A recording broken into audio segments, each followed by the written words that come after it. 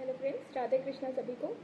तो हम बात कर रहे थे कर्म की। तो सूक्ष्म शरीर, हमारा जो कारण शरीर है इस ब्रह्मांड में जिसने जन्म लिया है, वो भोग को काटने के लिए आया है। जैसे हमारा जो शरीर है वो जन्म लिया है एक हमारा डिज़ायर को पूरा करने के लिए, और उसी डिज़ायर को उसी डिज़ायर को पूरा करते करते करते करते हम क्या तैयार कर रहे हैं, हमारा कर्म तैयार कर रहे हैं। और यही कर्म जो है ये प्रारब्ध बनता है। ठीक है, कर्म भी 3 प्रकार के होते हैं।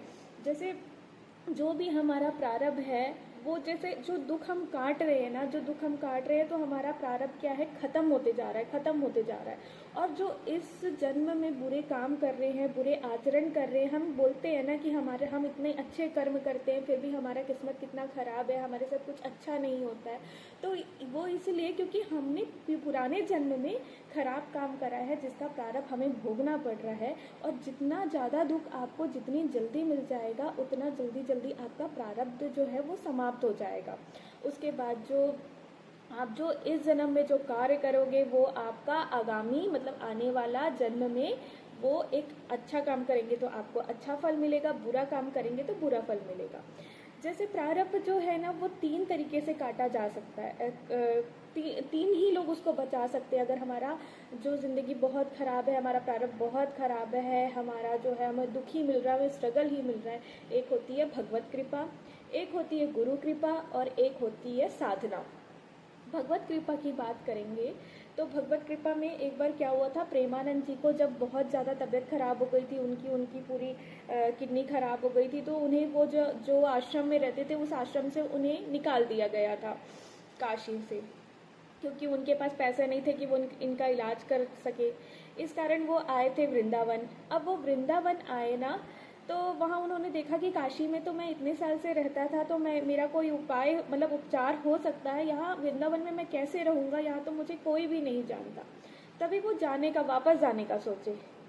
तभी वो वापस जाने का जैसे सोचे ना, वहाँ पर एक छोटी सी कन्या आई उनके पास, और उनके गोल गोल गोल गोल घूमने लगी।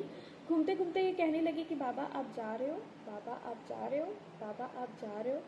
तो उस समय उनके माइंड में क्लिक नहीं किया, लेकिन जब वो आगे बढ़े ना, तो उनके दिमाग में आया कि ये तो सिर्फ मेरा मन ही जानता था कि मैं यहाँ से जा रहा हूँ, एक छोटी सी बालिका को कैसे पता चला। तो वो राधा रानी थी, उनके जो इस जन्म में भगवत कृपा उनको प्राप्ति हो चुकी थी, तभी वो इतने तबीयत खराब होने के बाद भी आज उनके इतने सारे शिष्य हैं, और उनको लाखों लोग अपनी किडनी जो है इलाज कराने के लिए तैयार है, फिर भी वो भगवान के भरोसे है। ये होता है भगवत कृपा। अगर आप भगवान की साधना करके अपने ईष्ट पे सारी चीज़ें छोड़ दो कि अब ये देखेंगे, अब ये संभालेंगे, जो भी होने वाला है, जो भी कार्य होने वाला है, अब इनके भरोसे है सारी चीज़, मुझे कुछ भी चीज़ की आवश्यकता नहीं है, मुझे कुछ भी चीज़ की चिंता करने की ज़रूरत नहीं है, अब ये देख लेंगे, तो वो भगवत कृपा होती है। किसी किसी की कुंडली में ना पहले भाव, 5वें भाव और 9वें भाव में ना बहुत अच्छे ग्रह होते हैं। जैसे कि केतु हो गए, केतु स्पिरिचुअलिटी को डिनोट करता है, गुरु हो गए, शनि हो गए। तो ये क्या कहलाता है कि आपने पुण्य अपने पिछले जन्म में बहुत अच्छे काम करे हैं, जिसके कारण आपको इस जन्म में सुख मिलेगा। लेकिन वो अभी इस जन्म में क्या करते हैं, करप्शन करते हैं, गलत कार्य करते हैं, धोखा देते हैं, तो उनका जो है ना प्रारब्ध तो उनका अच्छा है, तो उनको ये सब चीज़ें अच्छी मिल रही है, लेकिन आगे आने वाला समय उनका बहुत ख़राब हो सकता है। हो सकता है उनको मृत्यु अच्छी ना हो सकता है मृत्यु के समय उनके पास कोई भी ना हो, आगे आने वाला जन्म में वो इतना स्ट्रगल होगे। उसके बाद जो प्रारब्ध जो है वो गुरु कृपा से प्राप्त होती है। एक बार क्या हुआ था, मार्कंडे ऋषि जब पैदा हुए ना, तो उनके पिताजी को ये पता था कि ये सिर्फ 8 साल की उम्र तक ही जिंदा रहेंगे, उसके बाद इनकी मृत्यु तय है। तो मार्कंडे ऋषि ने बोला कि ये जो नदी है, यहाँ से जितने भी ब्राह्मण आएंगे तुम उनका दंडवत प्रणाम करना। तो मार्कंडे जी ने बचपन से ही जितने ब्राह्मण आए तो उनको दंडवत प्रणाम किया। एक बार क्या हुआ, 4 कुमार, 4 वेद, जो वेद होते हैं, अथर्ववेद, यजुर्वेद, वैसे 4 कुमार आए, और उन्होंने जब उनको दंडवत प्रणाम किया तो उन्होंने आशीर्वाद दिया दीर्घायु भव। तो पिताजी उनके यही क्षण का इंतज़ार कर रहे थे। वो बोले कि ऋषि देखिए, इनकी तो आयु जो है वो 8 वर्ष की है, और आपने तो इन्हें दीर्घायु का जो है वो आशीर्वाद दे दिया है। तो उन्होंने बोला कि ऋषि जो थे वो बोले कि हमारे मुख से जो भी निकल जाता है वो होता ही है ऐसा। अब देखिए इनकी आयु जो है वो 8 साल से ऊपर रहेगी। तो मार्कंडेय ऋषि कई साल तक जिए हैं, है ना जी, कितनी रचनाएं की उन्होंने, दुर्गा सप्तशती का लिखे हैं जिन्होंने। उसके बाद होती है साधना। साधना से भी प्रारब्ध काटा जा सकता है। जैसे हमारे जो इस स्पिरिचुअल लोग हैं, जैसे कि रामकृष्ण परमहंस जी है और विवेकानंद जी है और स्पिरिचुअल गुरुज है काफ़ी।